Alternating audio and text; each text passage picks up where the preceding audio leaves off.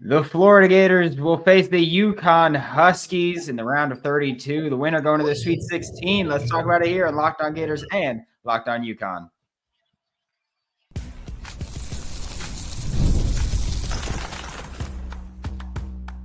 You are Locked On UConn, your daily podcast on the UConn Huskies, part of the Locked On Podcast Network, your team every day.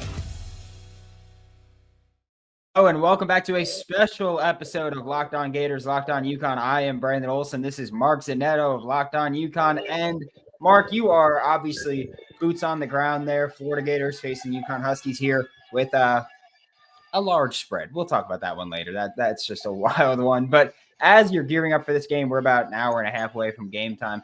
What are the biggest factors that you're looking for in this matchup? Yeah, thanks for having me. Thanks for doing the crossover. It's going to be a good game. I'm here in Raleigh. Fortunately for me, I live an hour and 10 minutes away, so it was a quick little drive. Yeah, the keys for me are UConn has had games this year where they have put things together for stretches, 7 minutes, 12 minutes, a half, but they haven't done it for a 40-minute game. But they have the tools. They were rolling at an 8-game winning streak when Liam McNeely got a high ankle sprain and went out and has kind of not really found his footing. He had a great game against Creighton, but he's shooting like 25% from three, 2 of 13 against Oklahoma. They need a combination of Alex Caravan, Liam McNeely, Stolo Ball to be the three-point shooters that they are usually. And to have it happen all in one game against this very good Florida Gators team. Yeah, so I feel like just from you even explaining that, I feel like there's the parallel of, as Florida Gators fans, a lot of us have seen that there have been times where they don't string things together. I mean, we hear, oh yeah, they're a second half team because slow starts have been a tendency of theirs. I mean, you look at Georgia, they were down 26 at one point, came back to take the lead and then eventually lose. But I feel like there's the similarities of like, hey, we need everybody to show up, 3-point shooting. One of the things that I wanted to touch on for this game, and we spoke about it briefly off air, was I feel like there is I'll say false conception here that because Florida's the up-tempo team and Florida shoots a lot of threes, that, Florida dictates the pace and they win this game. But UConn does a lot of things in terms of how frequently they shoot from three, how well they shoot from three, similar to Florida. They just do it at a slower pace, and I feel like a lot of people think that's going to be the deciding factor of the tempo there. Yeah, well, I think it's a contrast in styles. Like I'll use a boxing analogy. UConn is I'm going to age myself here, but they're like a Lennox Lewis where they're tall and they're going to just jab, keep you at bay, and then they have these knockout blows where maybe they can get out and run. Transition threes, things like that. That's where they have a high propensity for kill shots. Shout out Evan Maya, 10-0 runs. But they also don't give up a lot of 10-0 runs because of how slow they play. They're like 350th in tempo, according to Ken Palm. So like it's maybe a little less than that, maybe 330s in the 300s. They run their sets. They run a very intricate offense. If you haven't watched a lot of UConn games, you're going to see a lot of action that it has multiple options, either backdoor cuts or there's flare outs for threes. So a lot of potential lobs, but with Florida's size, it's going to negate some of that. And one thing to watch with this game, if UConn is allowed to get freedom of movement where they're getting fouls on, coming off the screens, if Florida's allowed to kind of lean on them the way Oklahoma was, that really negates a lot of what UConn does, and that's when they struggle. St. John's did that to them. Marquette did that to them a lot. So this Florida physicality is probably my biggest concern, is like how much do they knock UConn off of their rhythm in the offensive sets. Yeah, that'll be an interesting thing for me too, because I think when you go back to the SEC championship for Florida, they kept trying to be aggressive on ball, and they kept fouling. And sure, people can say that the refs had a very generous whistle, we'll call it. But even then, Florida was genuinely putting themselves in rough spots there. I mean, there were 46 fouls in that game. Florida tries to be physical at times, but it gets undisciplined throughout these stretches. And I like that you mentioned kill shots because it's been a thing that I've been harping on lately. And so I wasn't the one that said it. And so my listeners have their little bit now where they go, Well, I drink every time Brandon says kill shot. So now that you said it, I was the one that introduced it. But that was a thing that was noteworthy to me of Florida, also a team that doesn't concede a lot of kill shots, does have their kill shots. And I do think that when we talk about this tempo, I'm curious to know if UConn can slow the pace down, how that would throw Florida off their game. Like making Florida play in the half court. I'm curious how that would maybe kind of screw things up because Florida near the top of the country in terms of fast break points, points off turnovers. So I'm curious how that would play out if UConn can dictate. I've watched a lot of Florida. I've said this on my show a lot. My wife is a Tennessee Vols gal. She's from the area, so apologies to your Florida Gator fans. They all hate you now. They all. That's fine. They're gonna hate me anyway. So here's the thing. We watch a lot of SEC in our house. We have multiple screens up at all times. So whether we're watching football or basketball, there's always SEC stuff on. It's just part of my life, right? So Tennessee, Florida in particular, when I watch them play, if they play against a team like sitting courtside for the second half of that Norfolk State game, I saw a few issues that I'm going to mention. I know Florida Gator fans are going to hate this, but that Norfolk State just kind of had an effort mentality in the second half and said, we're going to be really physical, we're going to get to the hole, and we're going to try to slow them down. They didn't run with them. And it was basically I would say a wash. Like they were up 24 at half, and they ended up winning by 28. So they only won by 4 points in the second half. Now, someone would argue, hey, they're winning by 24. They were just trying to get out of there. That's perfectly fine. But what I saw was a team that can be kind of not pushed around, but can be thrown off of their game. When Florida's going good, they do remind me of the 23-24 UConn team. Not last year's team that went 37-3, the team that caught fire at the end of the year and went on a run, because they're super talented. They have shooters everywhere. They have bigs everywhere with skill. Their bigs can step out and shoot threes the way Adama Sanogo did in that 22-23 championship. So, and even Dan Hurley said it in the press conference. He sees a lot of similarities. I mentioned that earlier to some of the beat reporters here, that this team reminds me of the UConn team that won it, not last year, the year before. And probably what Danny Hurley wants in roster construction is what you guys have. A lot of bigs that are interchangeable and about 4 or 5 guys on the outside who can shoot. Like Aberdeen can start anywhere in the country. He doesn't even start for you guys.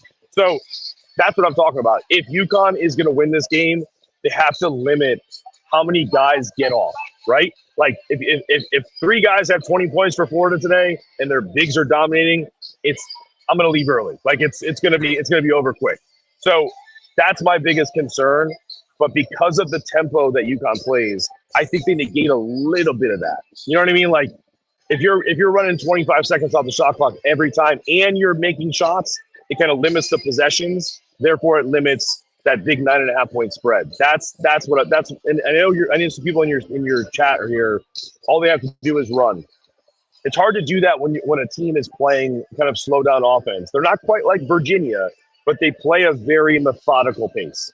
Yeah, it's also very different because UConn's I think a pretty good defensive team. And so when I think about that and I say, all right, well, Florida, you can run, but if you're not getting clean looks, you're not going to get those quick shots. So you're either taking quick shots that aren't open or you're slowing down and getting those shots. So it's not as simple as, just run and get shots up. This isn't, Mike D'Antoni over here. I'm glad that you pulled up George's comment over there in the live chat there. But you mentioned the Norfolk State game, and I'm curious about that because I felt like I fully understand the people that were frustrated with Florida's second half, letting Norfolk State score in the paint too easily. I am curious how much weight you put in that because I feel like the way that I look at it was they're up so much, and no team, if you're up that much and no team shooting layups and dunking the ball is going to beat a team like Florida that's shooting threes. I mean, Norfolk State shot 14 threes the entire game. I feel like from that point on, Norfolk State was kind of like, hey, let's cover the 30-point spread, and we're not trying to win this one at this point. So I'm curious how much that second half truly should be concerning from a non-Florida perspective. Yeah, no, I don't think it's super concerning, but what I will tell you is if a Florida team gets down in this game, not that they can't come back, but when you think about the mentality of a team, And I don't know if this is just because they know they're better than everybody at this point. If you get up, the mentality of a team is to step on their neck. That's when you know you have a special team. If the mentality of the team is like, hey, we're up by 25, we'll just coast and win by 25, that to me is a little bit of a red flag.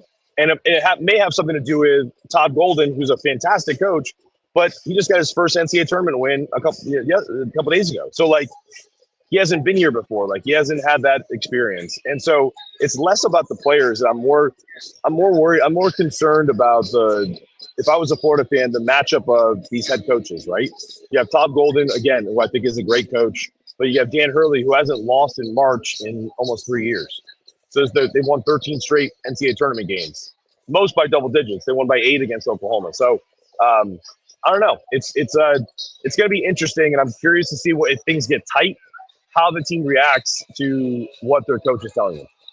Yeah, we will talk more about this game before we actually get to see them play in about hour and 20 minutes at this time. So we will talk more about that when we get back with this bonus episode of Locked On Gators and Locked On UConn.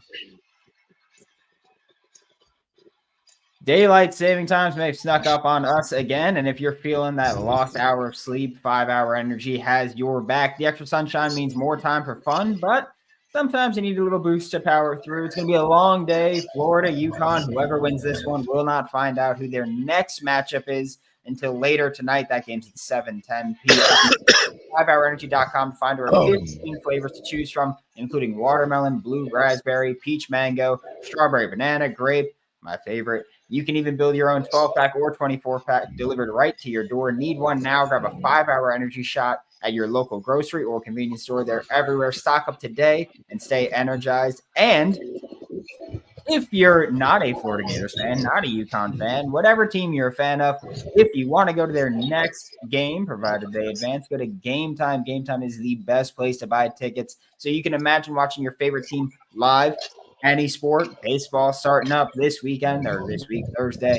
So if you love feeling the energy of the crowd and witnessing unforgettable moments, there's nothing like experiencing that game in person. And getting tickets shouldn't be stressful. That's where Game Time is easier than ever to grab last-minute seats at unbeatable prices. So Game Time Picks, curation makes it easy to find better value for tickets to sports, concerts, comedy, theater, everything. Download the Game Time app, create an account with Locked On College for $20 off your first purchase. Download Game Time today. Last minute tickets, lowest price guaranteed.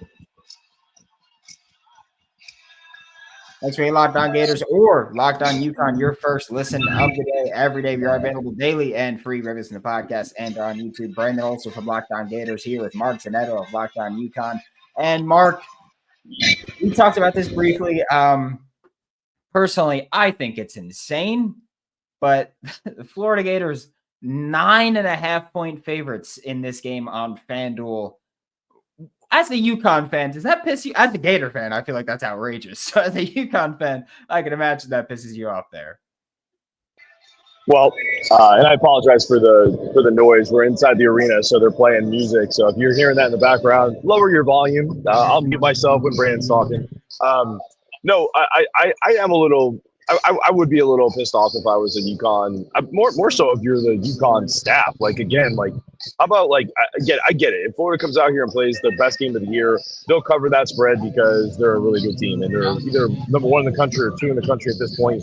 But there's something about UConn in March when you count them out that people need to kind of be weary about. If you're a Gators fan, there's one thing that I would be concerned about is this sport. Like, we're in Raleigh. We're not in Atlanta. We're not like somewhere down in, closer to Gainesville. It's not that far of a ride. I see a lot of blue and orange filing in, but UConn fans travel too. And if there is an upset brewing in the NCAA tournament, the fans of this area are going to root for UConn. Sure, there are some Duke fans that hate UConn, but it's not exactly Florida is a user-friendly team. Florida fans are a little aggressive, so maybe a little as brutal as UConn fans are on social. So we'll see about what happens if there's a little bit of pressure where that crowd goes. But yeah, I was a little perturbed, and I might say that I threw a couple shekels on UConn plus 9.5, if I'm being honest. So yeah, I mean, I'll be honest with you. I'm going to throw money on UConn plus 9.5. And it's not a knock on Florida at all. It's just, that's a big spread for what I think is a good UConn team. I think that a lot of people see the 8 next to the name and think that, oh, this is not a good team. This is not a great team. But I think for this 9.5 points, big spread, especially when you look at the pace of play, which I don't want to harp on that so much, but when you look at the pace of play, it's tough to get a 10-point lead on a UConn team when they can slow things down at the rate that they can and when they play the way that they can play. I think that it's just tough to get there. UConn, I think one of the things that will likely keep this closer than I think a lot of Florida Gators fans realize is that UConn, as far as allowing offensive rebounds, they're pretty good at not allowing too many second chance looks. And that's something that Florida has thrived on. So I think that's going to be one of the deciding factors there is if Florida can do what they've done all year and get their own misses, convert offensive rebounds, or if UConn can do what they've done and kind of limit teams from hammering there on the offensive glass. I muted myself. I have to say, I just got a fist bump from Bill Raftery, so UConn vibes are immaculate at the moment.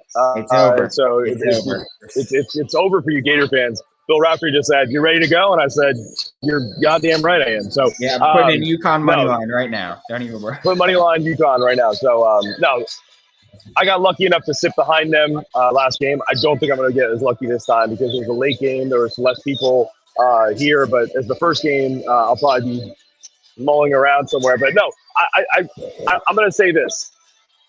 UConn is not a great rebounding team. Like they have had stretches lately. I think they're in Bart Torvac or Ken Palm, top 25 in both defense and in rebounding efficiency. However, for the majority of this season, they've had issues. And if there's one thing that's pissed off UConn fans a lot is the hustle stuff, the second chance opportunities for the team. It happened against Oklahoma. If UConn is going to win this game, you're 1,000% right. They have to rebound. If UConn fans are listening, I know that there are. You have to rebound the way you did against St. John's and Marquette. St. John's the first game, Marquette the second game, because those games were wars. We won one, we lost one. And then timely shooting. I counted 9 open threes that they missed against Oklahoma. 9. If they make half of those, they win that game by 20 points instead of it being a struggle. If they miss those shots today, Florida's going to win this game going away. If they show up, if Alex Caravan shows up, if Liam McNeely shows up, we're in good shape. Solo ball has been phenomenal.